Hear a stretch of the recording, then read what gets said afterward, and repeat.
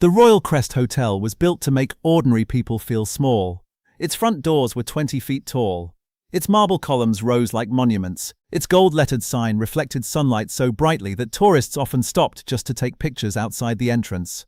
Luxury cars glided beneath the covered driveway all morning. Chauffeurs opened doors for people who never touched their own luggage. Bellmen in pressed uniforms moved with military precision. Women wearing perfume worth more than rent crossed the lobby in heels that clicked like tiny warnings. Everything inside the Royal Crest whispered the same message. Asterisk, asterisk. If you have money, you belong here. Asterisk, asterisk. If you didn't, you were expected to disappear before anyone noticed you. At 9:11, on a grey Thursday morning, a child walked through the front doors carrying hunger with him. He was thin enough that his hoodie hung loose around his shoulders. The hoodie had once been red, but years of washing and weather had turned it into a dull brownish color.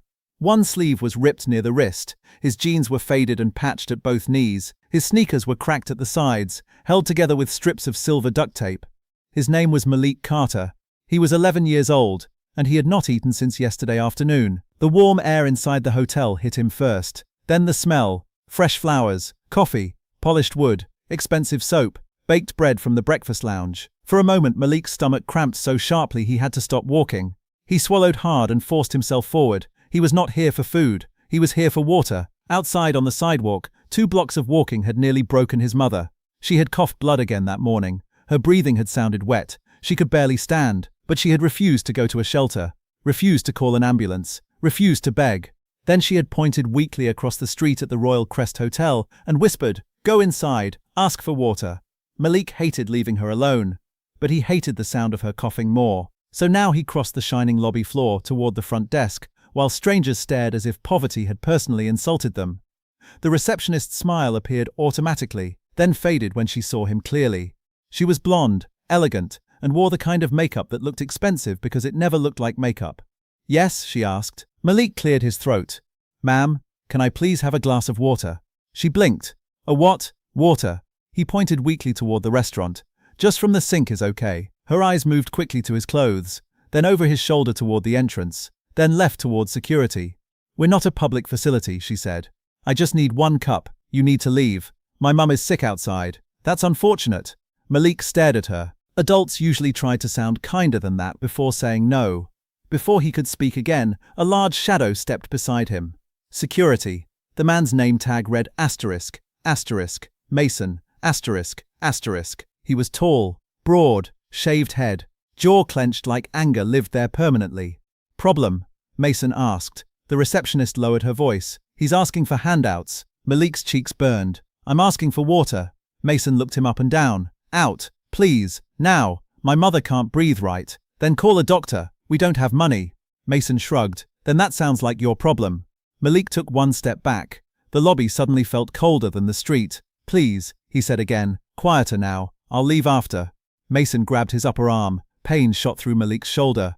"I said out." The child gasped. "You're hurting me." Some guests turned fully now. A man in a grey suit paused with his phone raised slightly. A woman wearing diamonds frowned but said nothing. A teenage girl filmed discreetly from behind a pillar. A maid pushing a laundry cart stopped and whispered, "Sir." Mason ignored everyone. He dragged Malik across the marble floor. The taped sole of Malik's shoe squealed against the polished stone. The sound echoed embarrassingly through the giant room. Malik twisted desperately. "My mum needs water." No one moved. No one except the old maid, who said louder this time, "Let him go." Mason snapped at her without turning. "Mind your station." The front doors revolved open. Cold morning air swept in, and with it came Edward Kingston, the owner, the king of the building, the man whose face appeared in business magazines beside words like visionary, self-made, and legend. White billionaire, 60 years old, silver hair swept perfectly back, navy-tailored suit, shoes glossy enough to reflect the floor. He entered surrounded by assistants, 2 executives, and a photographer scheduled to capture a day in the life of excellence. Edward hated unpredictability. He hated disorder, and he hated scenes. He stopped 3 steps inside. His eyes narrowed. "What is this?" Mason released Malik immediately. "Removing a trespasser, sir." Malik stumbled forward, caught himself, and shouted before fear could stop him. "I only asked for water." The entire lobby froze. Edward looked at the child, not with cruelty at first, with irritation. Then with the bored detachment of someone who had trained himself not to feel the suffering of strangers. "Then ask elsewhere," Edward said calmly. The executives relaxed. The receptionist straightened. The photographer lowered his camera awkwardly. Crisis solved, except Malik did not move. His eyes filled, not from tears but humiliation. He touched the necklace at his throat, the way children touch things that remind them they are not alone. The pendant slipped from under his hoodie and swung into the light. Silver oval, blue stone in the center, fine scratches near the hinge. Edward Kingston forgot how to breathe. His vision narrowed instantly. He took one slow step forward, then another. The lobby vanished around him. Only the necklace remained. No, he whispered. One executive frowned. Sir? Edward ignored him. His hands trembled. Where did you get that? Malik backed away instinctively. It's mine. Edward's voice cracked. Where did you get it? My mother gave it to me. The billionaire stared as if the dead had spoken. 21 years earlier, he had stood in a rain-soaked market with $27 in his wallet and dreams bigger than common sense. He had seen a handmade silver pendant in a jeweler's tray. Too expensive. He bought it anyway, then gave it to Angela Brooks under a flickering street lamp, after promising that one day he would build her a life where nothing ever hurt again. He had failed that promise spectacularly. He whispered her name without meaning to. Angela. Malik frowned. That's my mother. A glass fell somewhere in the lobby and shattered. No one moved to clean it. Edward looked at the child again. Really looked. Dark eyes, sharp cheekbones, a stubborn chin, something familiar in the way he held anger instead of tears. How old are you? 11. The number hit like a punch. 11. Angela disappeared 11 years ago. He had not heard from her since. He remembered the final voicemail perfectly. Asterisk. Asterisk. You made your choice, Edward. I'm making mine. Don't look for me. Asterisk. Asterisk. He had looked anyway. For 6 months. Then investors demanded travel. Then expansion consumed time. Then pride replaced grief. Then memory became a locked room. Until now. What is your name? Edward asked softly. Malik. The billionaire repeated it under his breath. Malik, a name he had never heard. A name he should have known from birth. The boy pointed weakly toward the entrance. My mum is outside. Edward blinked. What? She's sick. No one in the royal crest had ever seen Edward Kingston run. He ran now. He moved past guests, assistants, cameras, and dignity. The executives rushed after him in panic. Outside, wind cut across the driveway. Luxury cars idled. Valets stared. Near a stone planter beside the curb, wrapped in a thin coat, lay a woman on the pavement.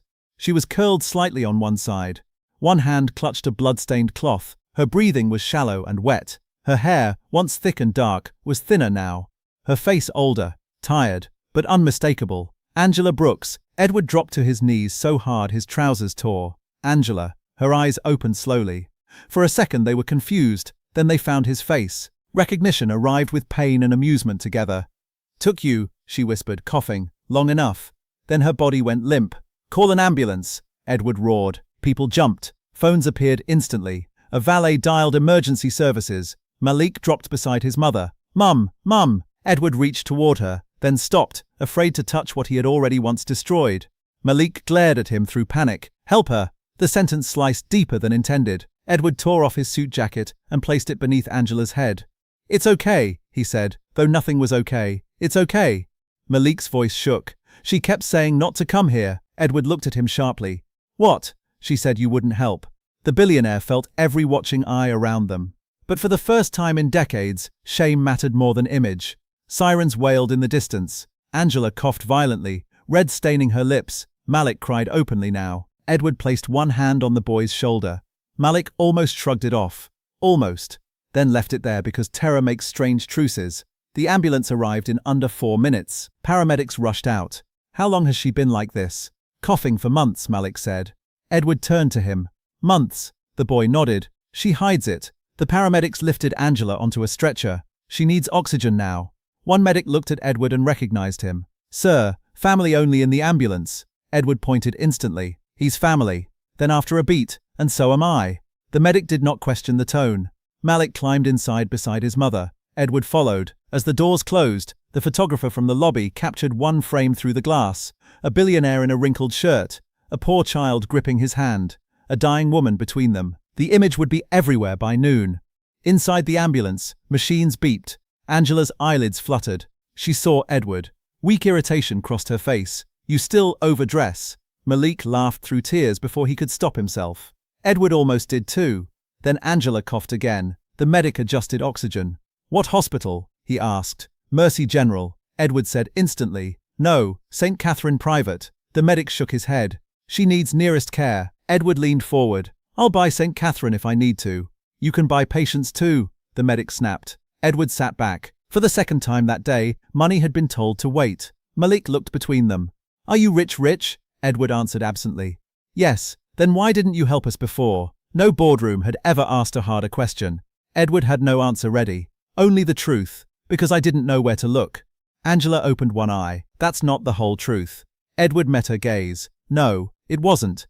He had stopped looking too soon. The ambulance turned sharply. Sirens screamed. Malik held his mother's hand with one hand, and Edward's with the other. No one mentioned it. At Mercy General, doctors rushed Angela through emergency doors. Malik tried to follow. A nurse blocked him gently.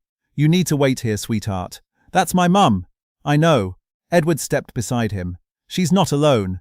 Malik's shoulders shook. She always says that when things are bad. The billionaire looked down. What? She says, I'm not alone. But she is. Edward closed his eyes briefly. Not anymore, he thought, or hoped. Minutes later, a doctor in blue scrubs approached. Who is responsible for the patient? Edward answered first. I am. Malik answered louder. I am. The doctor looked between torn hoodie and $1,000 watch, then said the only sensible thing.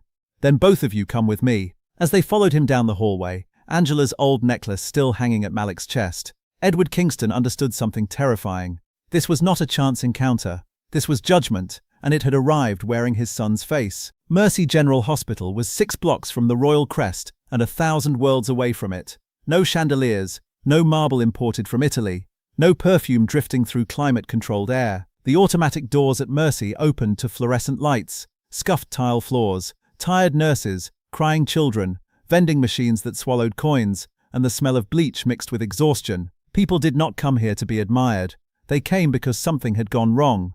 Edward Kingston entered carrying the wrong kind of wealth. His shirt was wrinkled, his hair no longer perfect, his cuffs stained faintly with Angela's blood. He barely noticed the stares. Some recognized him immediately. A billionaire in an emergency room was like seeing a shark in a school cafeteria. Phones rose. Whispers spread. That's Edward Kingston. What happened? Who's the kid?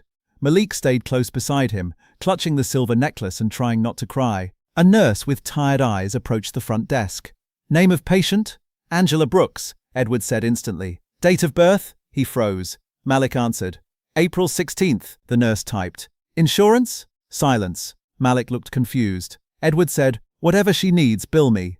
The nurse didn't even glance up. That isn't how forms work. Edward's jaw tightened. It can be. She looked up now. No fear, only fatigue sharpened by 12-hour shifts. Sir, tonight everyone in this room thinks money should make them special. Please take a number. Malik stared at her in admiration. Edward almost did too.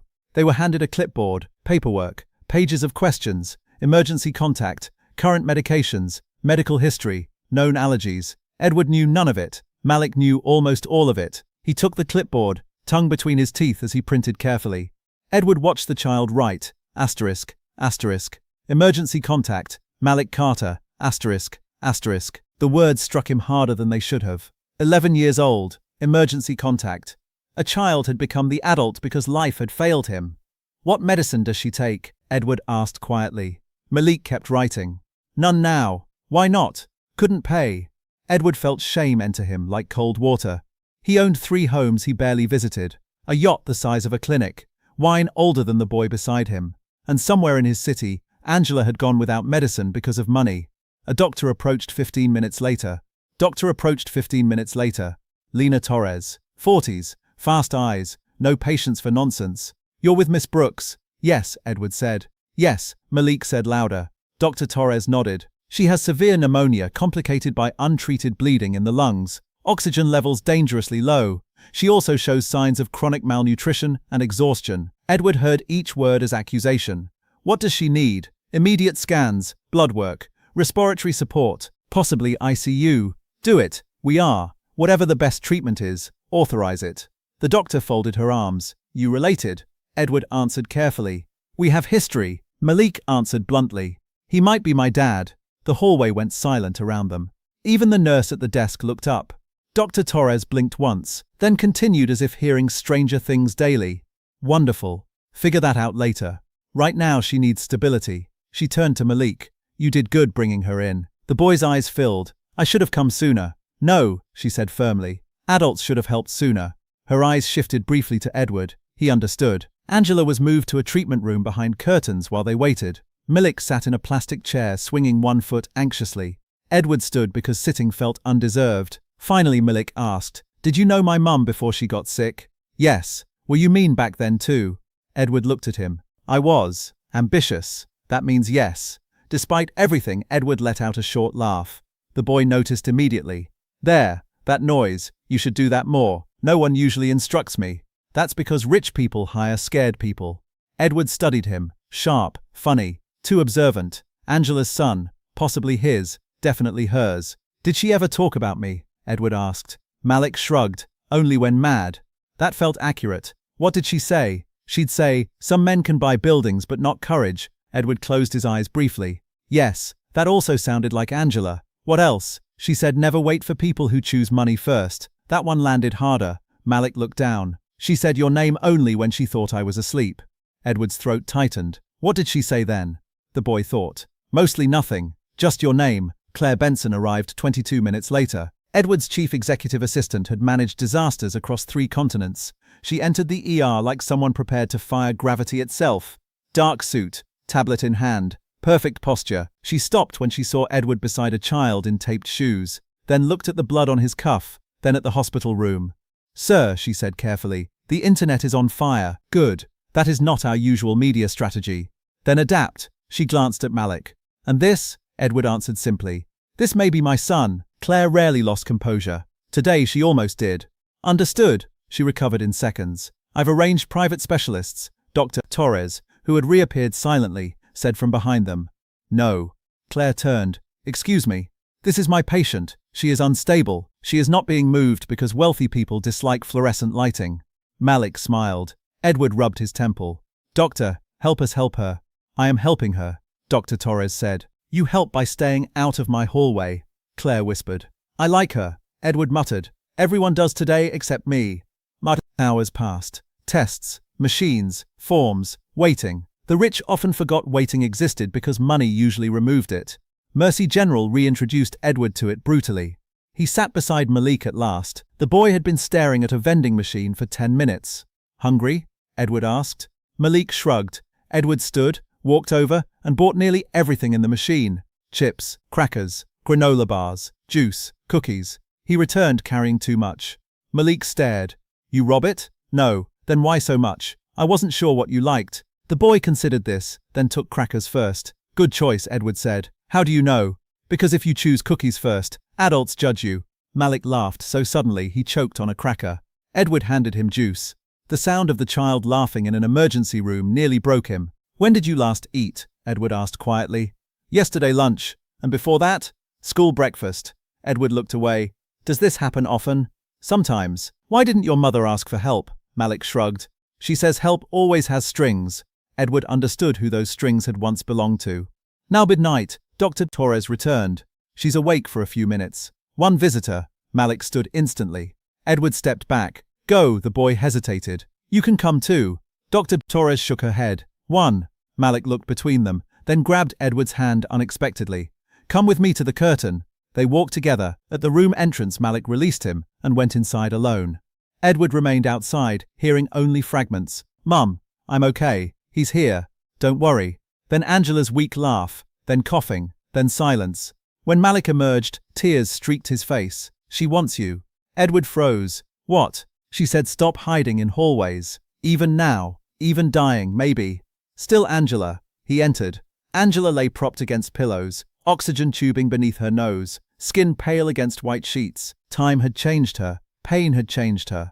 But the eyes were the same, sharp enough to cut truth from excuses. "You look terrible," she whispered. Edward almost smiled. "I came straight from work. Should have stayed there. I nearly did." "I know." He sat beside the bed slowly. For a moment neither spoke. Years crowded the room. "You disappeared," he said quietly. "You chose investors over me. I chose a meeting. You chose it 3 times. He had no defense ready. She continued. "When I told you I was pregnant, you asked for 1 week. I needed to secure funding. You needed to decide if I was worth inconvenience. That isn't fair." "It's accurate." Edward looked down. "Perhaps both." "Why didn't you tell me about Malik?" Angela coughed hard into tissue. When she lowered it, there was blood. Because by the time he was born, she said, you were already becoming someone who'd try to own him. I would never. You tried to own me. He fell silent. The oxygen machine hissed between them. I looked for you, he said finally. For months, she replied. Then headlines said you were engaged. Edward stared. I was never engaged. You posed with her on 3 magazine covers. He closed his eyes. A PR relationship, strategic optics, meaningless to him, devastating to someone outside the machine. I was stupid. You were ambitious. Same thing. Angela almost laughed, then winced. He leaned closer. Is he mine? She met his gaze without blinking. Yes. The world narrowed to a point. Edward gripped the side rail of the bed. He had imagined heirs only as legal structures, trust funds, family offices, never as a hungry child asking for water. How long have you known I was sick? He asked. Long enough. Why come to my hotel now? Her eyes moved toward the curtain where Malik waited. Because I'm running out of time, and he deserves options. You could have called. I wanted to see if you'd still recognize what mattered. Edward's eyes burned. I failed. You noticed the necklace. Barely. But you noticed. A monitor alarm beeped sharply. Dr. Torres entered at once. Conversation over. Angela grabbed Edward's wrist weakly. One more thing. He leaned close. If anything happens to me, nothing is happening. Edward. He stopped. Do not turn him into you. The words struck with surgical precision. Then the doctor moved him aside. Edward stepped into the hallway, stunned. Malik waited there. What did she say? Edward looked at the boy. The truth. Before Malik could ask more, Claire approached fast. Her face was serious. Sir, we have a problem. When don't we? This one has your last name. Edward's expression hardened. Who? Claire lowered her voice. Your brother is downstairs, and he already knows about the boy. Edward went still, because Richard Kingston never visited family unless Prophet was bleeding somewhere nearby.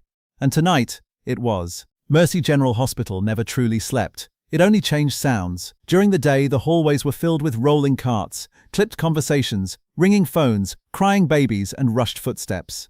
At night, those sounds became softer. Machines hummed behind half-closed doors. Shoes squeaked in distant corridors. A tired janitor pushed a mop bucket slowly past vending machines. Televisions in waiting rooms played muted news no one was really watching.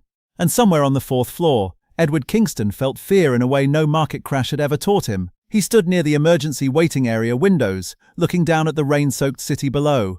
His reflection in the glass looked older than it had that morning. The lines around his mouth seemed deeper. The confidence in his posture was gone. For 60 years, Edward had believed control was strength. Tonight proved otherwise. Behind him, Malik sat in a chair hugging his knees. He was trying to stay awake, trying to be brave, trying to be 11, and failing because life had asked too much too early. Claire Benson stood nearby, tablet in hand, already managing 3 disasters at once. Stock movement, media leaks, executive panic, family chaos. She was excellent at everything except pretending to care about nonsense. Your brother has been downstairs 20 minutes, she said. Edward did not turn from the window. Then he can enjoy the chairs. He's threatening to speak to reporters. He always mistakes noise for leverage. Claire paused. He says if the child is yours, the board deserves immediate answers. Edward finally turned. The board deserves nothing tonight. Claire almost smiled. That is also not our usual governance model. It is now. She studied him. You've changed in 6 hours. No, Edward said quietly. I've been interrupted. Richard Kingston entered the waiting room like a man arriving at his own party. Younger than Edward by 5 years. Same expensive genetics. Same sharp features. But where Edward had become severe with discipline, Richard had become polished with vanity. Perfect hair, cashmere coat, smile too practiced to be sincere. He looked around the tired hospital room with visible distaste. God, Richard said, this place smells like consequences. Malik frowned immediately. Edward almost felt proud of the child. Richard noticed him. So that's the boy. Edward's voice chilled instantly. Choose your next sentence carefully. Richard lifted both hands. Relax, I'm here to help. Claire muttered. Then we're doomed. Richard ignored her. He sat across from Malik without invitation. The boy did not look away. What's your name? Richard asked. Why? Richard laughed softly. He has attitude. He has standards, Edward said. Richard sighed dramatically and stood. Fine. Business first. He faced Edward. The board is panicking. News channels are already calling him your secret son. He nodded toward Malik. If paternity is confirmed, inheritance structures change, trusts change, voting rights assumptions change. Malik raised a hand. Why do rich people talk like robots when scared? Claire turned away to hide a smile. Richard's jaw tightened. Edward sat down slowly across from his brother. You came to discuss paperwork while Angela fights for air? I came because family matters. You've never cared about family. I care about assets. At last, Claire said. Honesty. Richard's eyes narrowed. Careful, Claire. Employees are replaceable. She met his gaze evenly. So are parasites. Malik whispered. I like her. Edward almost laughed. Richard's face darkened. This is exactly why father never trusted staff. The room went still. Edward's voice lowered dangerously. Do not speak for father. Richard smirked. Why? Because the dead can't correct me. Edward stood. Because the dead created enough damage. Richard stepped closer. He created everything you own. Edward moved even closer. He created men like you. The tension between them was so sharp, even the television in the corner seemed quieter. Then Richard leaned in and said softly, he knew about the woman. Edward froze. What? Richard smiled faintly. Come on, you didn't really think you were hiding some tragic interracial romance from Arthur Kingston. Claire's expression changed instantly.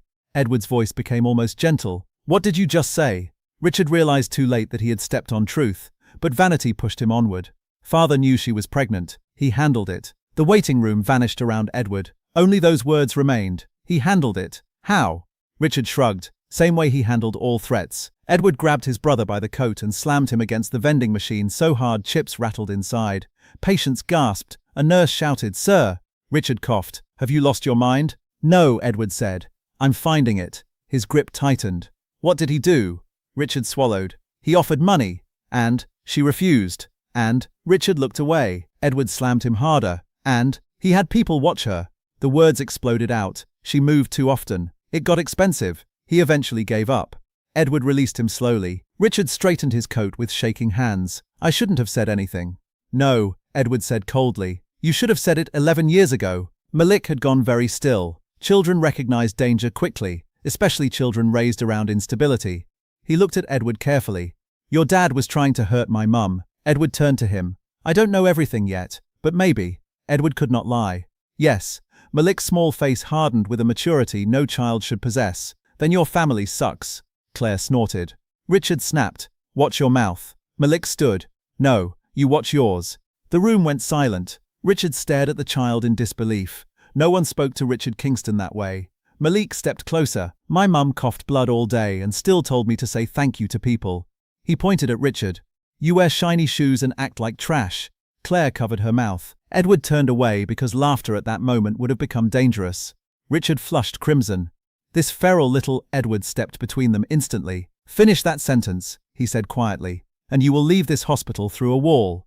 Richard held his stare for 3 seconds, then backed down. He adjusted his cuffs. You've become emotional.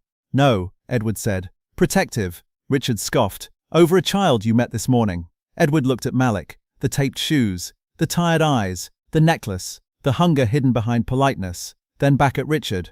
No, he said. Over my son. Malik looked up sharply. The word hit both of them. Neither corrected it. Richard left after that, but not quietly. At the elevators he turned back. The board meets at 8. If you don't show, they'll move against you, Edward answered without hesitation. Then let them. Richard's smile returned. You think guilt makes you noble now. Wait until the money is threatened. The elevator doors closed on him. Claire exhaled. He's exhausting. He's predictable, Edward said. She handed him her tablet. Speaking of threats, the screen showed financial headlines. Asterisk, asterisk, Kingston hotels, stock down, 9%, after secret child scandal. Asterisk, asterisk, asterisk, asterisk, investors, fear succession, dispute, asterisk, asterisk, asterisk, asterisk, asterisk. Who is Malik Carter? Edward handed it back. Shut it all down. The stock exchange, the press requests, statements, analysts. You can't shut down analysts. Pity. Claire smirked. I'll do what's possible. Dr. Lena Torres returned near 1:40 a.m. Her expression was serious. Edward stood immediately. What happened? She's worse. Malik rushed forward. No. The doctor knelt to his height. Listen to me. She's fighting, but infection spread faster than expected. What does that mean? Edward asked. It means ICU now. Possible surgery if she doesn't respond. Do it. Dr. Torres looked at him. I don't need permission. I need blood consent forms and medical history. Malik panicked. I don't know all that. Edward took the clipboard from the doctor. I'll sign anything. She held his gaze. Money doesn't replace honesty. Does she have conditions? Allergies? Past surgeries? Edward said nothing. Malik raised a trembling hand. She's allergic to penicillin. The doctor nodded. Good. Anything else? She had her appendix out when I was 6. Excellent. She looked at Edward. Learn from him. Then she hurried away. They moved Angela past them minutes later. Her bed rolled quickly toward intensive care. Oxygen mask on. Eyes half open. Weak. Malik ran beside the moving bed. Mum! Mom! She turned slightly. Her hands searched the air. Edward caught it gently. She squeezed once. Tiny, but deliberate. Then looked at Malik. Then at Edward. Then back to Malik. Her eyes said what her lungs could not. Asterisk. Asterisk. Take care of him. Dot. Asterisk. Asterisk. The ICU doors closed. Malik stood frozen outside them. Then his face crumpled. Children often delay tears until doors close. Edward knelt and opened his arms without thinking. Malik hesitated 1 second, then fell into them. The boy shook with silent sobs against his chest. Edward held him tightly. For decades he had embraced trophies, contracts, awards, and status. This was the first thing he held that mattered. Later, after Malik finally slept curled across 3 waiting room chairs, Claire approached with a folder. I had investigators search old archives, she said quietly. Edward rubbed tired eyes. And she handed him photocopies, expense ledgers, private security invoices, travel logs, 1 payment line circled in red. Asterisk. Asterisk. A. Brooks relocation matter. Resolved. Asterisk. Asterisk. Date. 11 years ago. Amount. $500,000. Edward stared at it. Father paid someone. Yes. To move her. Possibly. Or threaten her. Claire nodded. There's more. She handed him a brass key tagged with the number asterisk. Asterisk. 17. Asterisk. Asterisk. Storage unit leased under a shell company controlled by Arthur Kingston. Edward looked up slowly. What's inside? We don't know yet. Open it. I already sent someone. That was why she was indispensable. He looked through the glass doors into the ICU corridor. Machines, nurses, lives balancing hourly. Then down at the key in his palm. A dead man still controlling the living. Not for much longer. Claire's phone buzzed. She checked it. Her expression changed. What now? She met his eyes. My contact reached Unit 17. And? She swallowed. You need to see this yourself. What is it? Claire's voice dropped. Files, photographs, and a sealed envelope addressed to you. Edward went still. From my father? Yes, she hesitated. And it says, she looked at the words again, asterisk, asterisk, open only if the boy returns. Dot, asterisk, asterisk. The hospital suddenly felt colder.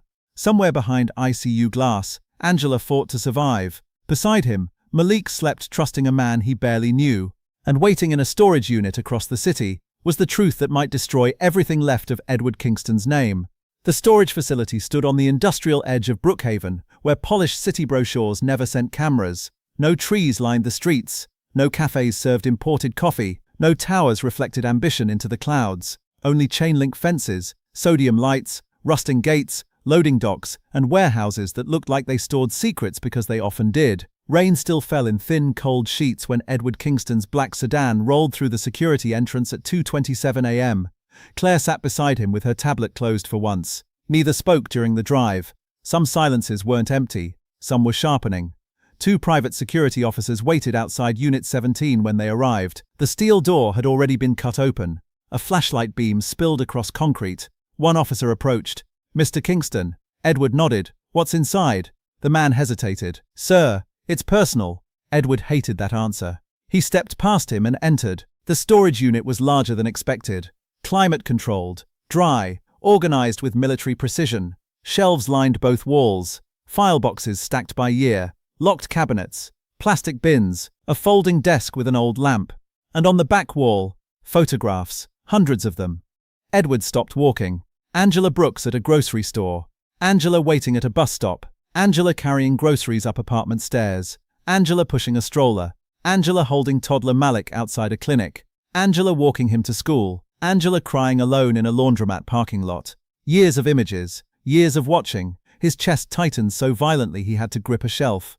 Claire spoke softly behind him. Arthur had her followed. Edward said nothing. He couldn't. He moved closer to the photos. Some were grainy. Some close enough to show facial expressions. Some had dates handwritten beneath them. The earliest was 11 years old. The latest only 7 months old. Angela exiting a church food pantry with Malik carrying a box. Edward's stomach turned. His father had known exactly where they were, while Edward told himself they were impossible to find, while he let work become excuse. While a child grew hungry, he looked at Claire. Did he ever stop? She shook her head. Doesn't look like it. Edward laughed once, short, broken. My father tracked my son more carefully than I loved him. Claire didn't correct him. Because grief hates soft lies. At the center desk lay a sealed envelope, cream paper, neat handwriting. Asterisk, asterisk for Edward. Open only if the boy returns. Dot, asterisk, asterisk. Edward stared at it, then opened it with one finger. Inside was a letter, and a second smaller key taped to the page. He began reading. Asterisk, asterisk, Edward, asterisk, asterisk, asterisk, asterisk. If you are reading this, then either Naomi. Edward stopped. Naomi. Claire frowned. That's not Angela. He looked again. The letter continued. Or Angela has become desperate enough to bring the child to you. Predictable women often become practical mothers. Dot, asterisk, asterisk. Edward's jaw tightened. He kept reading. Asterisk, asterisk. You always lacked the discipline to choose legacy over emotion. I chose for you when required. Dot, asterisk, asterisk. The words carried Arthur Kingston's voice perfectly. Cold, precise, convinced cruelty was intelligence. Asterisk, asterisk. The child represented risk. A mixed-race heir attached to a woman with no pedigree, no discretion, and no strategic value would have complicated succession, investor confidence, and family standing. Asterisk, asterisk, Claire muttered. Your father was filth. Edward continued. Asterisk, asterisk. I offered compensation. She preferred pride. Dot, asterisk, asterisk, asterisk, asterisk. I considered relocation of the child. Richard mishandled logistics. I then chose patience. Poverty often solves what force cannot. Dot, asterisk, asterisk. Edward's hands trembled. Richard. So his brother knew more than he admitted. He kept reading. Asterisk, asterisk. If the boy has now resurfaced, circumstances have changed. If useful, legitimize him under strict trust structures. If dangerous, discredit the mother's character and challenge paternity publicly. Dot, asterisk, asterisk. Edward's breathing deepened. The final lines were worst. Asterisk, asterisk. Remember this.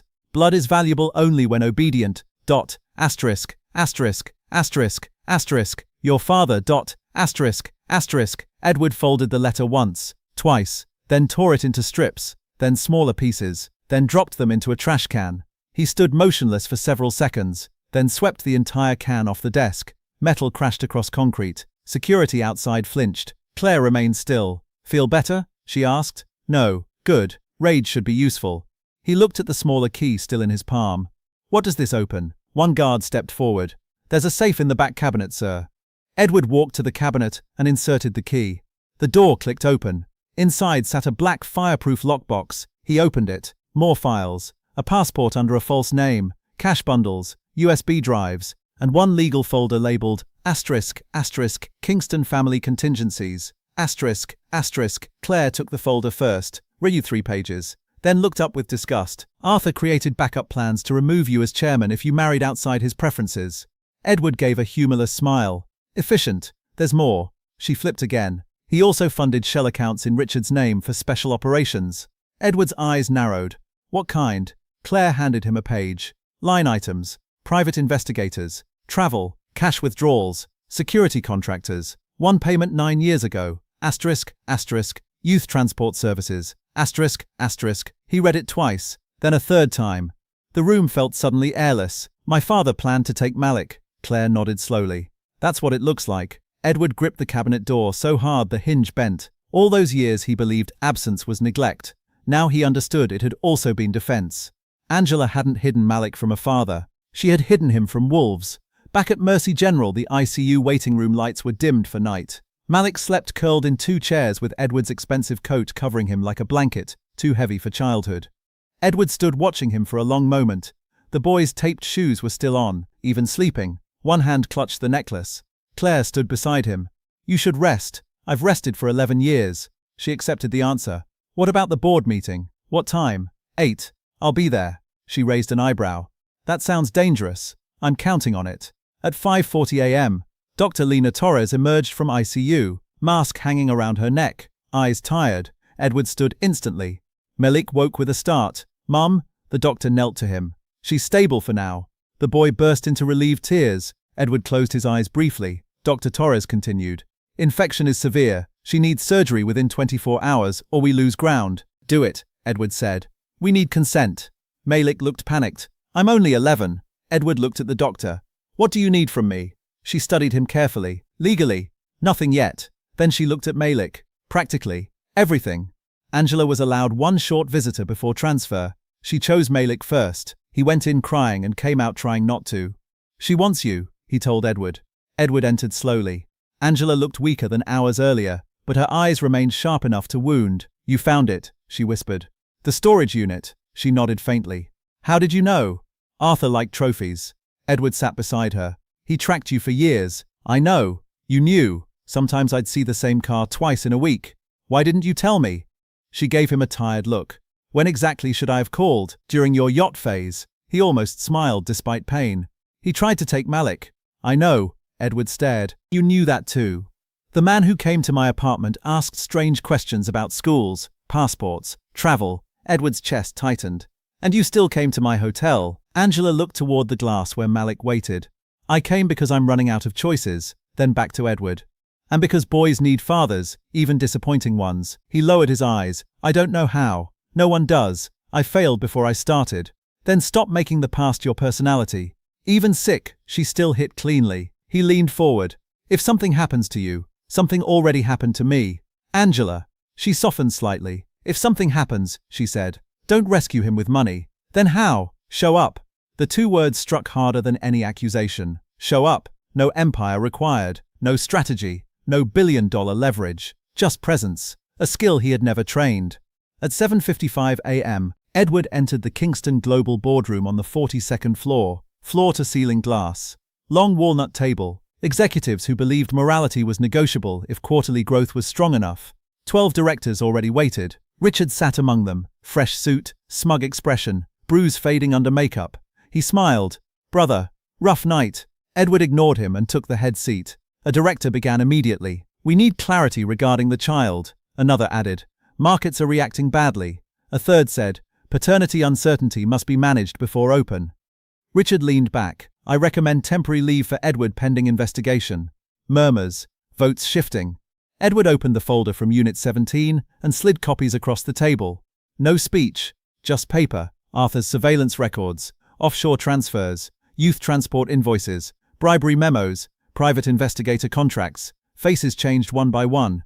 Richard lost color first. "What is this?" he snapped. "The family business," Edward said calmly. A director whispered, "Dear God." Edward looked around the room. "You tolerated criminality because it was profitable. You praised Arthur because he made you rich. You protected Richard because he was useful." He pressed a remote. The wall screens lit up. Live camera feed from the building lobby. Claire stood at a press podium downstairs with reporters gathered shoulder to shoulder. Edward continued. "In 6 minutes, unless I am confirmed chairman with full authority to cooperate with prosecutors and restructure governance, Claire releases every document publicly." Chaos erupted. "You can't. Shareholder suicide. This is extortion." "No," Edward said quietly. "This is consequence." Richard stood. "You destroy your own company for a street kid." Edward met his gaze. "No." Then he answered with the simplest truth of his life. "I'd save my son." Silence swallowed the room. One by one, hands began to rise. Not from loyalty, from fear, from self-preservation, from finally understanding the old rules were dead. Richard looked around in disbelief. "You cowards." Edward almost pitied him. Almost. The vote passed. Richard was removed from all committees pending investigation. Arthur's internal archives would be surrendered. Edward remained chairman, but for the first time the title felt small. His phone buzzed. "Dr. Torres." He answered instantly. "What happened?" Her voice was urgent. She crashed. The boardroom disappeared around him. "We're taking Angela to surgery now." Edward was already running. Again. The richest man in the room leaving everything behind. Because somewhere downtown, the only vote that mattered was still being fought on an operating table. The 42nd floor boardroom emptied behind Edward Kingston in a blur of shouting voices, dropped folders and legal panic. He did not hear any of it. He did not care. The elevator doors closed. His reflection stared back at him in polished steel. Tie loosened, hair disordered, eyes hollowed by one night that had aged him more than 10 years of corporate war. The numbers, titles, votes, stock prices, reputation, all of it felt weightless now. Somewhere across the city, Angela Brooks was being wheeled towards surgery. Somewhere in a hospital waiting room, Malik was alone again. And for the first time in his life, Edward understood how useless power could feel when measured against time. The elevator descended too slowly. He slammed the emergency hold button, then released it immediately. Even rage could not make cables move faster. When he arrived at Mercy General, rain still covered the streets in silver streaks. News vans now crowded the hospital entrance. Cameras flashed the second he stepped from the car. "Mr. Kingston, is the child yours? Did the board remove Richard? Are reports of family corruption true? Did your father hide an heir?" Edward did not break stride. Security moved around him. The doors opened. Hospital light swallowed him. He crossed the lobby at speed. Malik stood near the ICU desk wrapped in Edward's coat. Eyes red, face pale. The second he saw him, the boy ran forward. They took her. Edward dropped to one knee. "She's in surgery. They said maybe hours." Edward placed both hands on the boy's shoulders. "She's strong. She's tired." The answer was too wise, too honest. This time Malik hugged back immediately. Harder, like trust had decided to risk itself. Dr. Lena Torres met them outside operating room 3. Blue cap, mask lowered, exhaustion visible but controlled. "She coded briefly during transfer," she said. Malik's face went white. "What does that mean?" "It means her heart stopped for a moment." He began to cry instantly. The doctor knelt. "It also means we brought her back." Malik nodded through tears. She stood. "The infection damaged part of her lung. We're removing what we must, and trying to preserve the rest." Edward asked the question with difficulty. "Her chances?" Dr. Torres held his gaze. "Better than they were this morning." Not reassurance, not comfort, just truth. He respected her more for it. Hours passed. Hospitals measured time differently. Minutes felt personal. Clocks felt cruel. Malik fell asleep against Edward's side in the waiting room chair. The boy's head rested beneath Edward's arm as naturally as if they had practiced for years. Edward barely moved, afraid to wake him. Claire arrived quietly with coffee, legal folders and 3 phones. "All bad?" Edward asked softly. "Mostly." She handed him coffee. "Arthur's files triggered federal interest." "Good. Richard's attorneys are already calling this selective persecution." "Predictable." "Markets are unstable." "Less interesting." She sat opposite them and looked at sleeping Malik. "You realize your life is over." Edward glanced up. "My old one." Claire nodded. "Yes." After a moment she added, "I think that's fortunate." At noon, surgery doors opened. Dr. Torres removed her cap. This time she looked almost humanly relieved. "She made it." Malik shot awake. "What?" "She made it," the doctor repeated. The boy screamed with joy and threw himself at her. She nearly fell backward, then laughed and hugged him. Edward stood frozen. Not because he lacked emotion, because too much of it had arrived at once. "She's not safe yet," the doctor continued. "Recovery will be hard, but she's alive." Edward sat down suddenly. The room tilted. Claire smirked. "Careful. Normal people call that relief." Angela woke in intensive care near sunset. The machines around her blinked steadily. Color had returned faintly to her face. Malik was allowed in first. He cried. She cried. They both pretended neither was crying. Then she asked for Edward. He entered slowly. She looked at him through tired eyes. "You still run badly." He almost laughed. "You nearly died. You still need criticism." He sat beside the bed. For several seconds they simply looked at one another. No past could be fixed in that silence. But something could begin. "I'm sorry," he said. "For which year?" "All of them." Angela studied him. "You used to apologize like strategy. This one has no return on investment." That earned the smallest smile. He continued. "I found what my father did. I know, I should have protected you. You should have chosen sooner." "Yes," she inhaled carefully. "Then choose now." He understood. Not speeches, not guilt, action, presence, consistency. He nodded. "I will." She glanced toward the door. "Good, because your son snores." "He does not," Malik shouted from outside. They both laughed, and the sound in that room felt like medicine. The next weeks transformed Brookhaven faster than anyone expected. Arthur Kingston's hidden files became public, investigations widened, executives resigned. Richard Kingston was arrested attempting to transfer Shell assets through offshore accounts. News channels called it the fall of a dynasty. Edward never watched. He was busy learning how to make scrambled eggs, busy attending school meetings, busy sitting through Malik's science fair presentation about volcanoes, busy taking Angela to pulmonary therapy 3 times a week, busy being late to work because a child couldn't find one shoe. For the first time in his life, important things interrupted him. He found he preferred it. One evening, Malik stood in Edward's penthouse living room, staring at the skyline. The apartment overlooked half the city. Glass walls, art no one touched, furniture too expensive to relax on. The boy crossed his arms. "This place is weird." Edward looked up from emails. "How?" "It smells rich." "You said that before." "Explain." "Like nothing bad ever happened here." Edward considered it. "That may be true." Malik nodded. Then we should fix it. Before Edward could ask how, Malik sprinted into the kitchen and returned with grape juice. No, too late. Purple liquid splashed across a cream rug worth more than a teacher's salary. Edward stared. Malik froze. Angela, entering from the hallway with medication bag in hand, covered her mouth. Seconds passed. Then Edward began laughing. Real laughter. Uncontrolled. Helpless. Malik's eyes widened. "You're not mad." "It's hideous," Edward said through laughter. "You improved it." Angela leaned against the wall, smiling. "I told you," she said. "Boys need fathers." Months later, the Royal Crest Hotel reopened under new management. The grand lobby remained beautiful. But some things had changed. A public cafe served free water and meals daily. Emergency shelter partnerships operated from side entrances. Medical assistance funds were advertised openly. Staff were retrained. Security policy rewritten. No one would ever be dragged across that marble floor for being poor again. On opening day, cameras gathered expecting another Edward Kingston speech. He stepped to the podium. Angela stood beside him, stronger now, though still healing. Malik stood between them, wearing a clean suit and sneakers he insisted on choosing himself. Reporters shouted questions. "Mr. Kingston, are you retiring? Will you reclaim all family assets? Is Malik now heir to the Kingston fortune?" Edward looked down at the boy. Malik whispered loudly enough for microphones to catch. "What's an heir?" Laughter rippled through the crowd. Edward smiled. Then he answered the reporters. "My son is not an asset." Silence followed. "He is not leverage, not branding, not succession drama." He placed a hand on Malik's shoulder. "He is a child." Then he looked around the lobby where it had all begun. "And if this building ever forgets that people matter more than image," he glanced at Malik, "I trust he'll spill something expensive." Even Angela laughed at that. That night, after cameras left and lights dimmed, the three of them stood alone in the now quiet lobby. The marble gleamed, soft music played. Months earlier, this room had humiliated a hungry child. Now that child walked confidently across it. Malik turned to Edward. "Can I ask something? Anything? Why did Mum keep the necklace if she was mad at you?" Edward looked at Angela. She rolled her eyes. "Because some mistakes remain annoying to throw away." Malik grinned. Then he held out the silver pendant. "Keep it." Edward stared. "I can't." "You can borrow it," Malik said, "until you mess up again." Angela laughed so hard she had to sit down.